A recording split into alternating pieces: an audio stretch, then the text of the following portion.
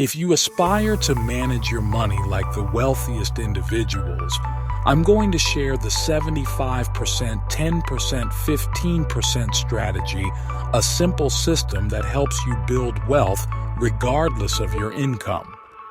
Whether you make $10,000 or $1 million per year, this rule ensures you always stay financially disciplined. The 75 and the 75%, 10%, 15% rule. The first step in this approach is allocating 75% of your income for living expenses.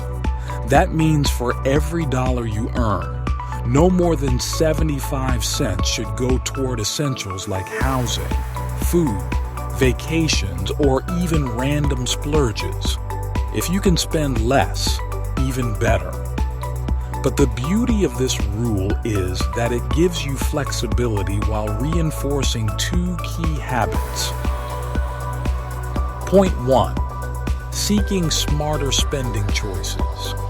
Should you go for premium gas or regular? Organic avocados or store brand? Even high net worth individuals adopt this mindset. After years of networking with successful entrepreneurs, I noticed an interesting pattern. Many millionaires are surprisingly frugal. I remember going to dinner with a group of them after an event, and they all asked for the happy hour specials and the cheapest wine available.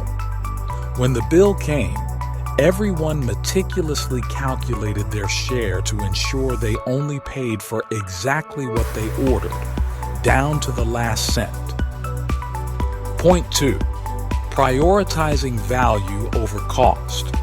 You've probably heard the advice to skip the daily coffee and invest that money instead. But that's not necessarily the right way to think about spending. Instead, ask yourself, does this purchase add real value to my life? If that $5 coffee makes your day significantly better, improves your mood, and boosts productivity, then it's worth it. The real key to saving isn't obsessing over minor expenses. It's being mindful of big-ticket items. A brand new car, a massive TV, or luxury gadgets might bring short-term joy, but after the novelty wears off, they're just another ordinary purchase.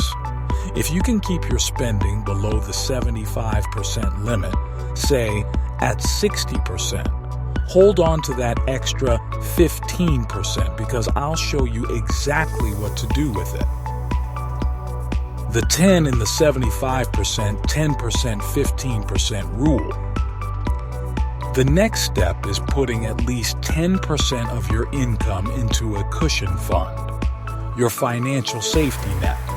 A 2022 study found that 56% of Americans couldn't cover an unexpected $1,000 expense, which is why having this fund is crucial.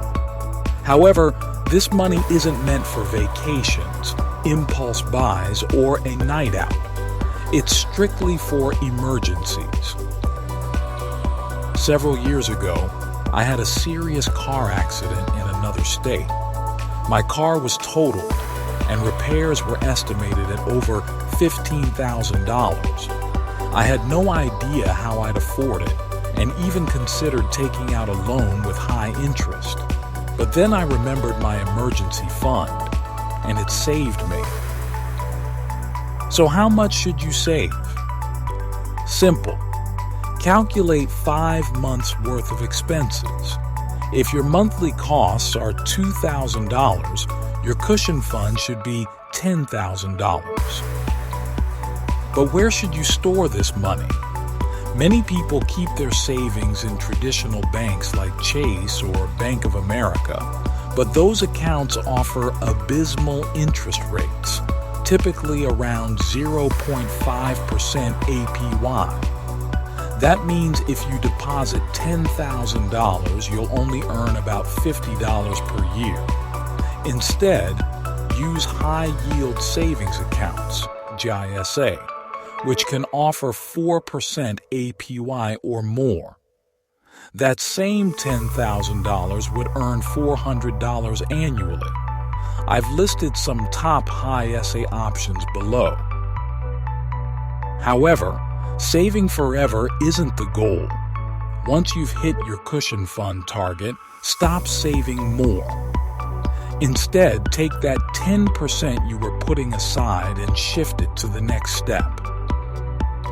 The 15 and the 75%, 10%, 15% rule. The last piece of the puzzle is investing at least 15% of your income into assets that grow over time. Wealth isn't built through work alone, it's built through ownership. Schools teach us to earn a paycheck, but the wealthiest people don't rely on salaries. Their money works for them. After reading numerous books, I realized that a high-paying job doesn't guarantee wealth. Owning assets does. Yet, most of us never learned this in school or from our parents. I had to teach myself through books like The Psychology of Money and The Intelligent Investor.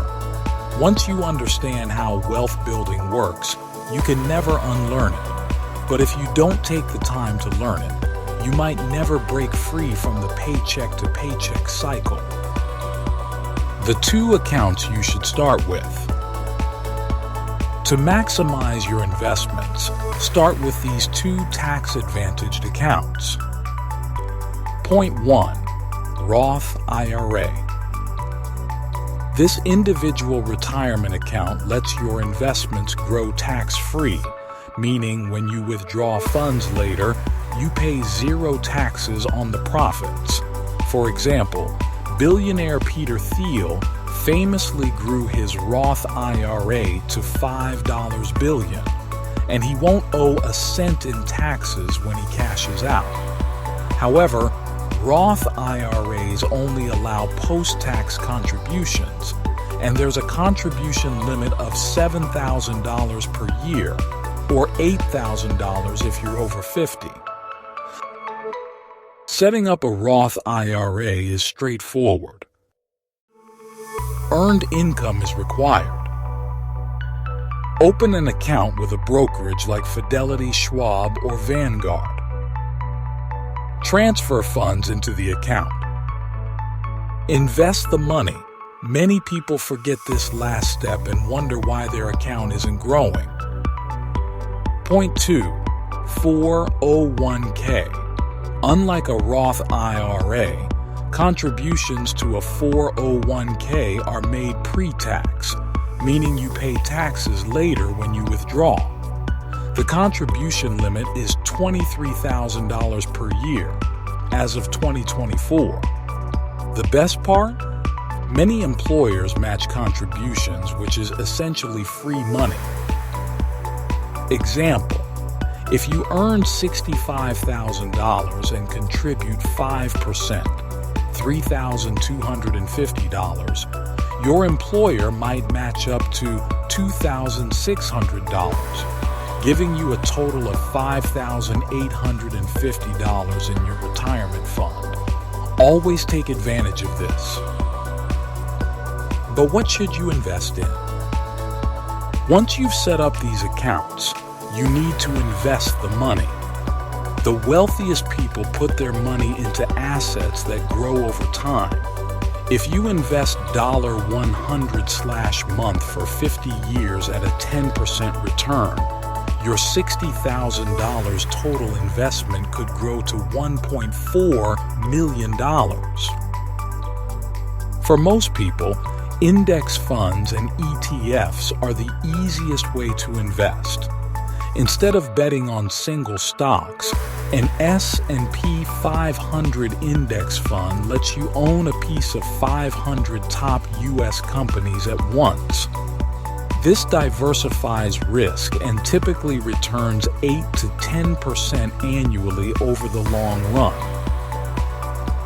Personally, I invest in funds like FXAIX or VOO, but any broad market ETF will do. These funds are low cost, diversified, and easy to manage. Just set and forget. Final thought. Even when you're doing your best to manage money wisely, you might feel like you're not doing enough. That's why knowing what not to spend on is just as important. Thanks for watching. Don't forget to like, subscribe, and leave a comment below. I'd love to hear from you.